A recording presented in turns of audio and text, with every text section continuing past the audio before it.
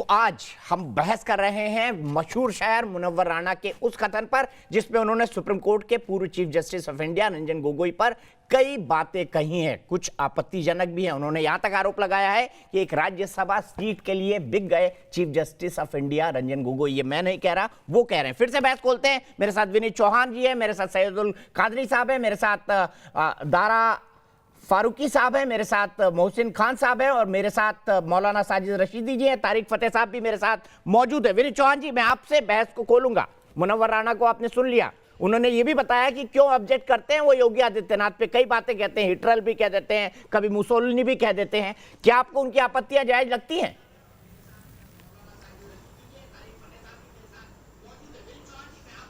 दीपा भाई, सबसे पहले तो मुझे बहुत अफसोस है कि मुनव्वर राणा साहब की भाषा सुनकर आज मुझे बेहद अफसोस हुआ और उनके कद में इजाफा नहीं हुआ मेरे दिल में। जिस तरह की भाषा वो मोहसिन रजा के लिए बोल रहे थे या तारिक फतेह साहब के लिए बोल रहे थे, उनके पास शब्दों का भंडार है। हमारे दारा भाई बैठे बहुत अच्छे लेखक हैं, वो इत्तेफाक नहीं रखते हमारी बातों से, क्योंकि भाषा अपना विरोध तरीके से दर्ज करती है। तुम्हारा मान बढ़ जाता, तुम्हारा रुतबा और बढ़ गया होता, जो बात तुमने गुस्से में कही वही हंसकर कही होती। मौलाना साहब की मजबूरियां हो सकती हैं, वो कह सकते हैं मंदिर के तोड़कर मस्जिद बनाई जाएगी, लेकिन मुनव्वर साहब एक शायर हैं, एक कवि हैं। कवि के पास शब्दों की दरिद्रता झलकनी नहीं चाहिएगा। जहां तक जोगी जी के संदर्भ में उनका कहना है कि हमने शनिवार को बंद कर दिया, साहब मंत्री बैठे हुए हैं, शनिवार रविवार को हर दिन लॉकडाउन होता है वहां पर। और इस बार मैंने 3 दिन पहले अपनी बहन से कहा कि मधाली 29 तारीख को, क्योंकि हमारे अलवर में लॉकडाउन है इस समय पर। इस बार मथुरा में जन्माष्टमी नहीं बन रही, इस बार महाराष्ट्र के अंदर गणेश चतुर्थी नहीं बन रही। तो एक बार यदि ईद का थोड़ा सा आप घर पर मना लेते तो कौन सा मजहब खतरे में पड़ रहा था आपका? दुर्भाग्य इस मुल्क का यह है, हमारे कुछ सेक्युलर मित्रों का, वे कहते तो बहुत हैं कि धर्मनिरपेक्षता होनी चाहिए, धर्मनिरपेक्षता होनी चाहिए, लेकिन अंत में आकर के अपने उसी मूल मुद्दे पर आकर खड़े हो जाते हैं। हम संविधान को छोटा मानने लगते हैं, मजहब को बड़ा करने लग जाते हैं। संविधान अकेले रंजन गोगोई को आप गाली नहीं दे रहे हैं, आप भारत की संविधान पीठ को गाली दे रहे हैं सर। वो एक व्यक्ति नहीं है, 5 साल तक नहीं चला वो मुकदमा, वो 500 साल से मुकदमा चल रहा है, वो 350 साल से मुकदमा चल रहा है। इतना लंबा संघर्ष है। और जब आप कह रहे बाहर सुलझाया जा सकता, करे थे ना ये सारे प्रयास हमने, जब नहीं हुआ तो संविधान अंतिम फैसला बचता है हमारे पास और सुप्रीम कोर्ट बचा था हमारे पास। लेकिन आपके पास जब आपके समर्थन में नहीं आता तो आप कहते हैं फैसला हुआ है, न्याय नहीं हुआ। फिर कहां जाएंगे आप? क्या हम विश्व न्यायालय में जाएंगे? कहीं तो आकर खड़े होंगे आप। उदय प्रताप की एक पंक्ति सुन ले मौलाना साहब, आप भी, और मुनव्वर साहब को भी कहता हूं, न तेरा है न मेरा है, ये हिंदुस्तान सबका है। नहीं समझी गई ये बात तो नुकसान सबका है, जो इसमें मिल गई नदियां वो दिखलाई नहीं देती, महासागर बनाने में मगर एहसान सबका है। मैं इस बात को रखना चाहता हूं। हमने इस बात को माना था कि जिस दिन संविधान के दायरों में रहते हुए ये बातें तय हो जाएंगी, उस दिन हम फैसले को स्वीकार करेंगे। हमारे बहुत से मुस्लिम मित्रों ने स्वीकार किया है, लेकिन अभी तक भी आप लोग अपनी दुकान को चलाने से कब आ जाएंगे? ये देश का सत्यानाश कर दिया हमारे इन मजहब गुरुओं ने। माफ कीजिएगा सर, यदि संविधान को आप बड़ा मानते हैं तो धर्म से ऊपर मानिएगा। ये बार बार धर्मनिरपेक्षता की दुकानें बंद कीजिएगा, धर्म की दुकानें बंद कीजिएगा, इस देश को बड़ा मंदिर मानिएगा, तो तब आपकी भाषाएं ठीक होंगी। मैं दारा फारूकी को बहुत धन्यवाद देता हूं। हो सकता है उनकी बातें हमसे सहमत ना हो, लेकिन भाषा का संतुलन उनके पास है। मेरे छोटे भाई है, मैं उन्हें शुभकामनाएं देता हूं। मुनव्वर साहब से मुझे आज बहुत निराशा हुई है कि इतना बड़ा शायर, जिनके लिए हम कभी कहते थे मां के मुनव्वर मां के आगे कभी खुलकर नहीं रोना, जहां बुनियाद होती है नमी अच्छी नहीं होती। सर, आपने तो पूरी बुनियाद में नमी मिला दी आज। माफ कीजिएगा मुझे कहने के लिए। 30 साल से मैं आपके साथ बैठ रहा हूं, आपके चरणों में बैठ रहा हूं। हमने मौसी से घर का आया बड़ा बेटा कहा है आपको, लेकिन ये भाषा आपकी नहीं है कि किन किन लफंगों को, किन किन दुनिया भर क्या भाषा बोल रहे हैं आप। और उसमें हम पूरा पैनल शामिल है। जब आप कहते हैं कि इस चैनल पर आप किस किस को लाकर बिठा देते हैं, इतना भी अहंकार ठीक नहीं है मुनव्वर साहब। मुझे अफसोस है कि आज भीष्म पितामह ने, जिसने धर्म युद्ध के निर्णय तय करे थे, जिसने नियम बनाए थे, आज वो खुद धर्म युद्ध के निर्णय नहीं स्वीकार कर सका। और अब आज मैं आपका स्टेटस देखता हूं तो आप ये लिखते हैं, लो इस गांव से रिश्ता हमारा खत्म होता है। ये मुनव्वर साहब लिख रहे हैं आजकल अपने स्टेटस पर, लो इस गांव से रिश्ता हमारा खत्म होता है, फिर आंखें खोल ली हमने कि सपना खत्म होता है। आपका सपना टूटता है। जावेद अख्तर साहब ने कभी बहुत पहले कहा था, ये जो सारी बातें आप यहां करते हैं ना, कभी पाकिस्तान जाइएगा, 5 दिन के बाद आपके अंदर आपको हिंदुस्तान अच्छा लगने लगेगा। लेकिन आप यहां बैठते हैं, बातें बहुत करते हैं, लेकिन व्यवहार में नहीं लाते हैं। शाहीन बाग से लेकर आज तक मुझे वो मुनव्वर राणा अब नजर नहीं आया जिसे हमने 30 नहीं, 40 नहीं, 50 सालों से इस मुल्क ने पलकों पर बैठाया है। काश मुनव्वर सर मेरी बात सुन रहे होते तो मैं उनसे ही बात संविधान का गाना तो गाते हैं विनीत भाई, आप संविधान का गाना तो गाते हैं, लेकिन धर्म से ऊपर संविधान को नहीं रखते। आप धर्म से ऊपर नहीं रखते। बकरीद पर आपको बधाई चाहिए, पर गणेश चतुर्थी पे कोई मुसलमान भाई बधाई नहीं देगा, हैप्पी दिवाली नहीं विश करेगा। बकरीद पर विश चाहिए आपको, ईद पर विश चाहिए, बकरीद में लॉकडाउन पर छूट चाहिए। यही है आपका सेक्युलरिज्म। और जिस दिन मंदिर बनेगा ये बोलेंगे मौलाना साजिद रशीदी, ऑल इंडिया इमाम एसोसिएशन के अध्यक्ष, जिनको आप कह रहे थे ना इमाम हिंद बोलते हैं हम, इमाम हिंद। मैं इसलिए बोल रहा हूं गली मोहल्ले में इमाम मिलते हैं। आपको पहली बात तो ना इमाम के मायने नहीं मालूम है, तो इस पे सर ये है ना ऑल इंडिया इमाम एसोसिएशन के अध्यक्ष, ये बैठे हुए हैं। ठीक है, ऑल इंडिया इमाम एसोसिएशन के अध्यक्ष मौलाना साजिद रशीदी। वो इमाम और जो अल्लामा इकबाल ने जिस इमाम के बारे में कहा वो अलग है बिल्कुल। और अच्छा, मैं उम्मीद करता हूँ कि तारीख जो है मेरी बातचीत नहीं, ये पहले बात करें जिसको कुत्ता कहते हैं ना, ये बात करना। आपने अपने अल्फाज वापस लेने। अरे भाई आप अपने अल्फाज वापस लें, ये किसी और को बेवकूफ बनाइएगा। हम मौलवियों को अच्छी तरह जानते हैं, मुसलमान हैं। आपका खोखलापना देख लिया, 1400 साल से आपने बेड़ा गर्क किया हुआ मुसलमानों का। ये इन्होंने मुझे इस चैनल पे कुत्ता कहा, आपने कहा अल्फाज वापस लेने होंगे, ये नहीं लेंगे।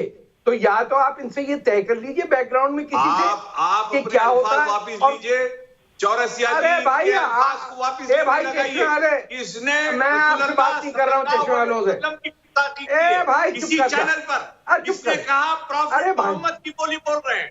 आप मुझे याद दिला दिया इसने। आप क्या बात कर रहे हैं, इसकी बात करें।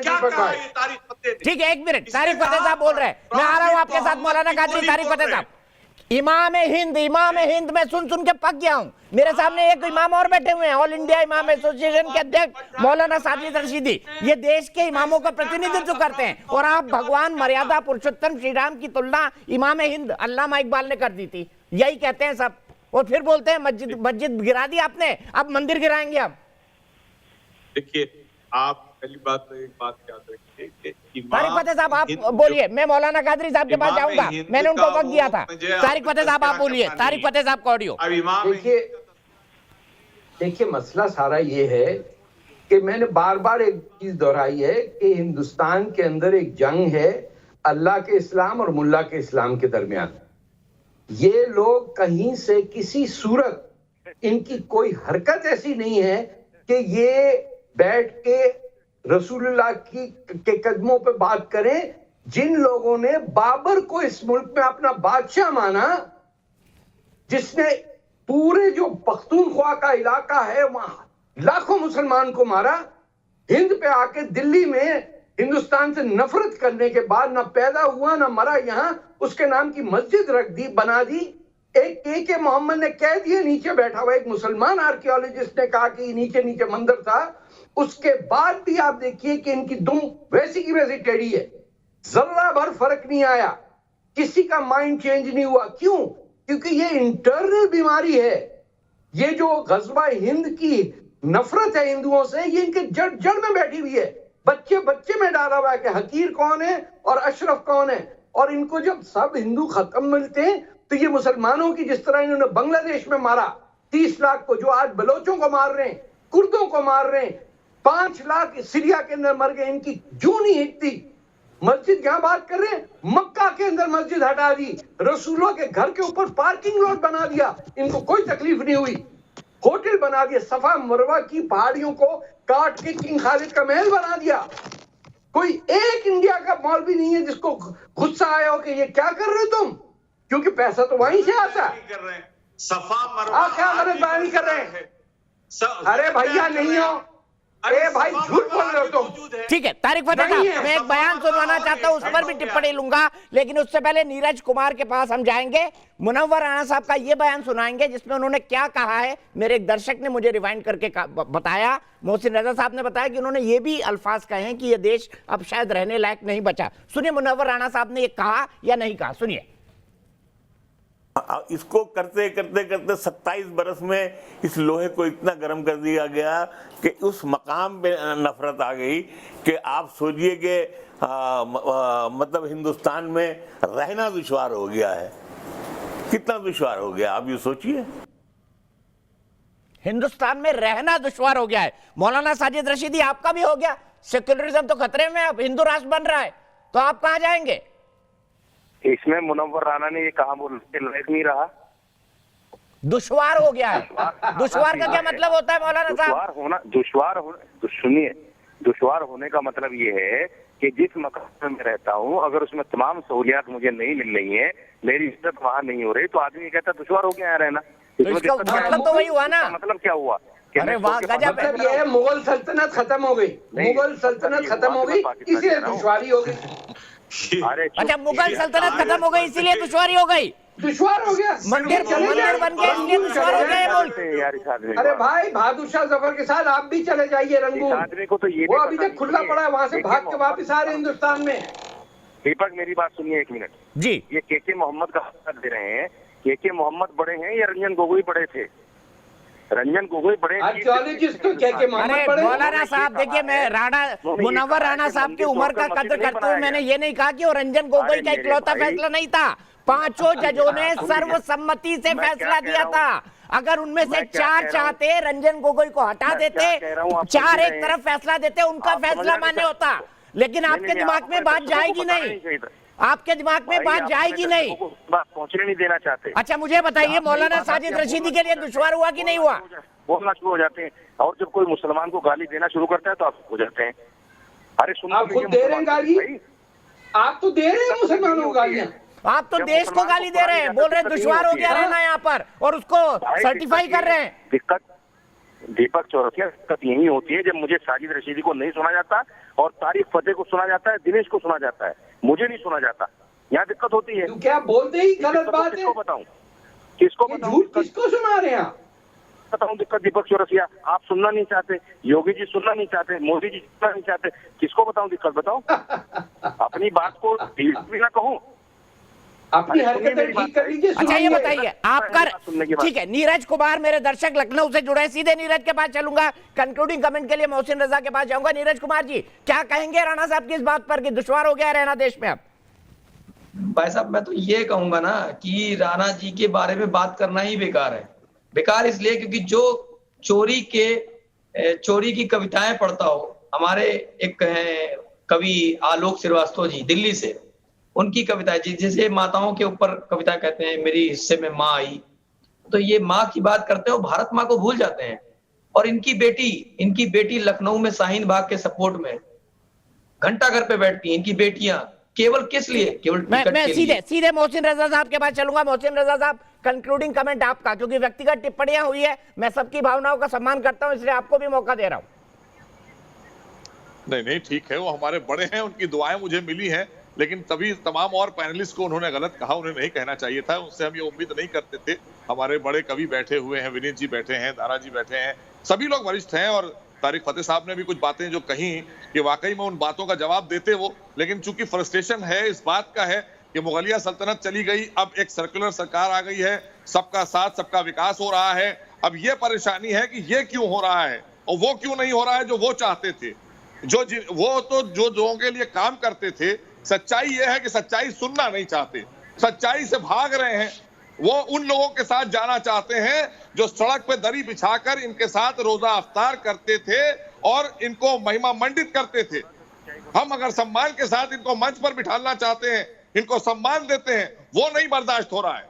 वो वाले लोग ठीक थे जो लड़ाने का काम करते थे। विनीत चौहान जी, कंक्लूडिंग में आपसे 2 लाइन सुनना चाहूंगा, और उसके बाद मैं बता दूं, देश की बहस में 90% लोग ये मानते हैं कि चीफ जस्टिस और सुप्रीम कोर्ट पर टिप्पणी करना इस तरह की गलत है। विनीत चौहान जी, 2 लाइनें, और वहीं से मेरे को ये लगता है कि बम्पर हमको चला देना चाहिए आज के पूरे डिबेट को समअप करते हुए।